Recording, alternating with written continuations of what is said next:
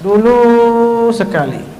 Jadi apa yang kita saksikan, apa yang kita lakukan ini bukan ada kemarin sore Bapak Ibu. Dari dulu sudah ada seperti ini, dan di mana-mana, bukan hanya di Dasar Laqah, tapi juga di Makkah Al-Mukarramah, di Madinah, di Yaman, di Mesir, di Palestina, dan di seluruh dunia. Di Palestina ada satu cerita, ini pernah dilakukan di Masjidil Aqsa. Di Masjidil Aqsa, di mana Masjidil Aqsa itu? Di Palestina, di kota Al-Quds, atau kita sebut di sini dengan apa katanya? Yerusalem, ya. Baik. Di Masjidil Aqsa suatu ketika pernah acara seperti ini. Persis, tidak kurang tidak lebih. Ibu-ibu duduk, bapak-bapak duduk, anak-anak juga duduk, walaupun tidak bisa diam seperti ini, dan dihiasi dan dihidupkan dengan pembacaan maulid dan pembacaan selawat, pembacaan pujian kepada baginda Rasulullah. Hadir seorang ulama, ini layak tahun pirah jahit, pokoknya layak lah. Dihadiri oleh seorang ulama besar, ulama Mekah, yakni Sayyid Abbas Al-Maliki. Siapa namanya? Sayyid Abbas Al-Maliki, kakek daripada Sayyid Muhammad Alawi Al-Maliki, ulama Mekah yang alhamdulillah pernah datang ke Pancur untuk berziarah kepada Al-Maghfurullah Maulana Syekh. Kakek beliau pergi ke Palestina, ke Masjidil Aqsa, menghadiri acara selawatan seperti ini. Coba, dari Mekah ke Masjidil Aqsa. Si Dajjal dari mana datang ini? Dari mana datang? Dari Mekah, Masjidil Aqsa ini dari sini dekat. Itu ulama besar, sudah sepuh, berangkat dari Makkah kota suci, pergi ke kota suci juga di Masjidil Aqsa, menghadiri maulid seperti ini. Ini yang cerita cucu beliau sendiri, Sayyid Muhammad Alawi Al-Maliki. Al-Kisah, begitu duduk, tadi kan ibu-ibu berdiri ya, bapak-bapak tadi kita berdiri nggih? Berapa lama kita berdiri tadi? Ada 3 menit, 4 menit, 5 menit lah ya, kurang lebih 5 menit. Sebelumnya kita duduk, setelahnya kita juga kembali duduk. Tapi waktu itu di Masjidil Aqsa, nih, Sayyid Abbas Al-Maliki bengak beliau itu. Kenapa beliau terheran-heran? Ada orang tua umur 80 tahun. Ada umur 80 tahun di sini, ibu-ibu, bapak-bapak, enggak ada ya. Paling tua mungkin 40, 60, 70 ya, 50, 60 lah. Itu pun sudah pegel-pegel kengnya dari tadi, betul? Ini ada orang tua umur 80 tahun, dari awal pembacaan maulid, pembacaan selawat, dari pembukaan, apa dibuka dengan apa tadi? Apa biasa pembukaannya? Dengan baru mulai Fatihah, sudah berdiri orang tua ini satu orang di Masjidil Aqsa. Heran Sayyid Abbas, yang lain semua duduk, ini aja berdiri, dia enggak duduk-duduk. Kenapa dia enggak duduk, orang tua ini, katanya? Hanya mulai baca pujian, baca selawat, baca maulid, baca nasyid, macam seperti tadi, panjang. Habis itu berdiri, masih saja berdiri. Begitu waktu berdiri seperti kita tadi, semuanya berdiri, syekh orang yang tua itu masih berdiri. Sekitar 3 menit sampai 5 menit duduk lagi seperti tadi, persis, tidak ada bedanya. Begitu duduk jamaah di Masjidil Aqsa, ternyata orang tua itu masih saja berdiri. Padahal sudah tua, 80 tahun nih. Heran ulama Sayyid Abbas, kenapa orang tua ini masih saja berdiri?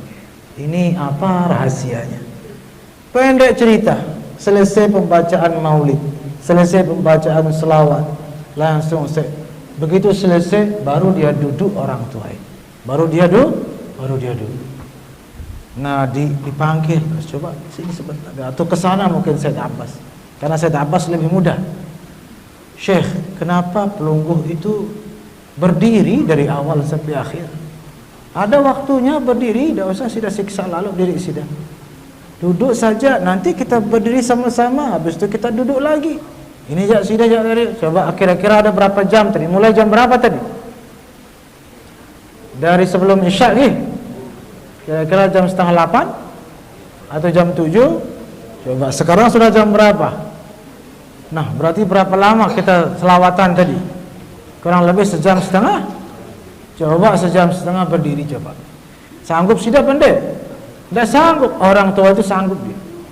Padahal umur 80 tahun, 80 tahun. Kenapa dia sudah berdiri dari awal sampai akhir? Tidak kayak kita-kita jadi mana-mana tidak begitu, tidak kayak sida katanya. Nanti ada waktunya berdiri. Apa aja rahasianya, coba kasih tahu dulu. Apa kata orang tua ini? Nanti saya jawab di rumah. Saya malu jawab di sini katanya itu. Nanti datang sudah ke rumah main-main, saya jawab di sana. Tentu. Pulang selesai acara, pergi Sayyid Abbas Al-Maliki Al-Idrisi Al-Hasani ini radhiyallahu anhu ke rumah orang tua itu. Dicari, Assalamualaikum kah? Sebelum saya pulang ke Mekah, pokoknya wajib sudah ceritakan apa sebabnya sudah berdiri dari awal sampai akhir. Diceritalah beliau. Apa ceritanya? Dulu katanya, saya tidak suka acara selawatan seperti ini. Coba orang tua ini bercerita, dulu saya tidak suka. Saya bilang apa aja duduk-duduk terus goyang-goyang terus nyanyi-nyanyi katanya. Apa aja itu katanya. Dulu, tapi ya di sini ada yang seperti itu? Tidak ada ya. Nauzubillah min zalik. Ini dengar ceritanya. Dulu saya tidak suka. Apalagi tiba-tiba pada saya lihat berdiri terus duduk. Buat apa coba berdiri katanya? Kenapa berdiri terus duduk? Ada apa aja katanya? Katanya menyambut Nabi datang. Kek ketawa dia. Orang tua ini waktu masih muda. Tidak percaya dia, apa aja ini? Buang-buang waktu. Lebih baik kita masak-masak di rumah. Lebih baik kita makan, lebih baik kita jalan-jalan ke taman katanya. Ngapain duduk-duduk begitu? Tuh. Tiba-tiba suatu ketika orang ini dulu waktu dia masih tidak suka sama selawatan seperti ini, tiba-tiba tidur di suatu malam. Beruntung dia lagu orang ini. Beruntung dia, apa beruntungnya? Dia tidur dalam mimpi dia berjumpa dengan baginda Rasulullah. Luar biasa. Tapi tidak berjumpa langsung. Dia mimpi acara selawatan seperti ini. Persis. Mungkin yang dilihat dalam mimpi waktu itu acara selawatan di Dasar Lekam, di Riyadhus Shalihin seperti itu. Mungkin kan? Mudah-mudahan ya, amin ya rabbal. Dilihat selawatan. Sampai dalam mimpi dia lihat acara selawatan. Pas berdiri dalam mimpi ini, pas berdiri ternyata dia lihat langsung dalam mimpi itu baginda Rasulullah sallallahu alaihi wasallam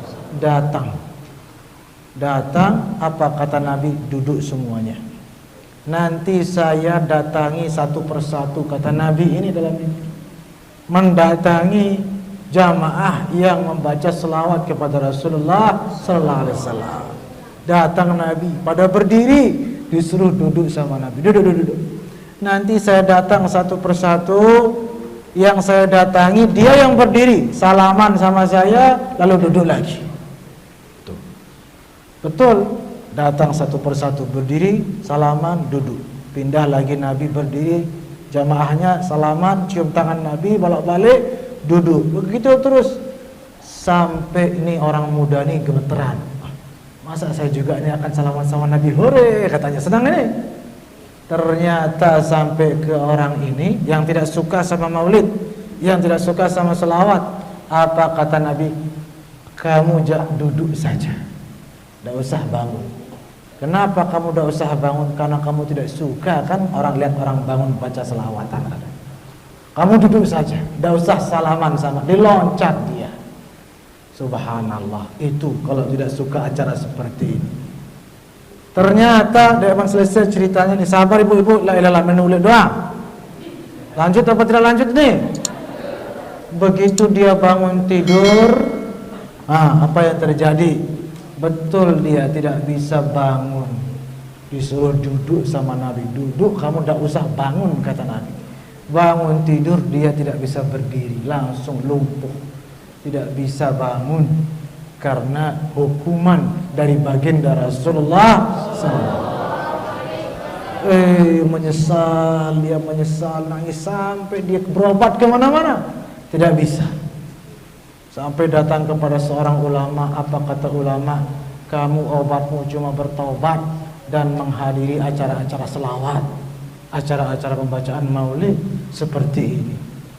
Nggih, katanya, wahai syekh, wahai ulama, wahai tuan guru, saya bernazar. Dia berjanji, saya bernazar, kalau saya sembuh kaki saya ini, setiap acara selawat dan maulid saya wajib hadir dan tidak saya mau duduk dari awal sampai akhir, saya berdiri sampai saya meninggal dunia. Itu nazarnya. Subhanallah. Ternyata setelah didoakan, setelah dia bertobat dan berobat, berikhtiar, banyak membaca selawat, sembuhlah. Setelah sembuh, apa kata orang tua ini bercerita? Makanya saya setiap hadir maulid dari awal sampai akhir saya berdiri. Apa kesimpulan, apa kita dapat manfaat dari cerita ini, Bapak Ibu jamaah sekalian? Artinya acara seperti ini, Bapak Ibu yang tidak sempat ke Madinah, yang tidak diberikan rezeki kemampuan ke Madinah, hadir acara ini, baginda Nabi yang datang ke sini, Bapak Ibu jamaah sekalian. Baginda Nabi datang ke sini, walaupun kita tidak lihat, tidak disuruh berdiri salaman, insyaallah masing-masing satu persatu tadi dipegang kepalanya oleh baginda Rasulullah sallallahu alaihi wasallam. Maka insyaallah sering-sering hadir acara seperti ini, yakin obat dunia dan akhirat.